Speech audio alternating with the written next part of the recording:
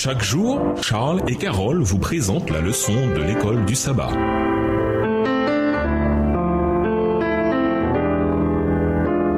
Bienvenue dans votre émission Dieu nous parle. Nous à la leçon 8, libre arbitre, amour et providence divine. Étude de la semaine, Luc 13, verset 34, Jérémie 32, verset 17 à 20, Hébreux 1, verset 3, Deutéronome 6, verset 4 et 5, Éphésiens 1, verset 9 à 11 et Jean 16, verset 33. Verset à mémoriser. Je vous ai parlé ainsi pour que vous ayez la paix en moi. Dans le monde, vous connaissez la détresse, mais courage. Moi, j'ai vaincu le monde. Jean 16, verset 33. La providence est le terme utilisé pour décrire l'action de Dieu dans le monde. La manière dont nous pensons à la providence de Dieu fait une différence énorme dans notre relation avec Dieu, avec les autres, et dans notre conception du problème du mal. Les chrétiens ont des compréhensions variées de la providence divine. Certains croient que Dieu exerce sa puissance en influençant les événements pour qu'ils arrivent d'une certaine manière. Il choisirait même qui sera sauvé et qui sera perdu. Selon cette conception, les gens ne sont pas libres de choisir une autre voie que celle que Dieu a décrétée. En fait, ceux qui croient cela avancent que même les désirs humains sont déterminés par Dieu. A contrario, des preuves bibliques fortes indiquent que Dieu ne détermine pas tout ce qui arrive. Il accorde plutôt le libre arbitre aux humains, au point où ils, ainsi que les anges, peuvent choisir d'agir directement contre sa volonté. L'histoire de la chute du péché et du mal est une expression dramatique et tragique des conséquences du mauvais usage de ce libre arbitre. Le plan du salut a été institué afin de remédier à la tragédie provoquée par ce mauvais usage du libre arbitre. Au revoir. Et à demain si tu veux.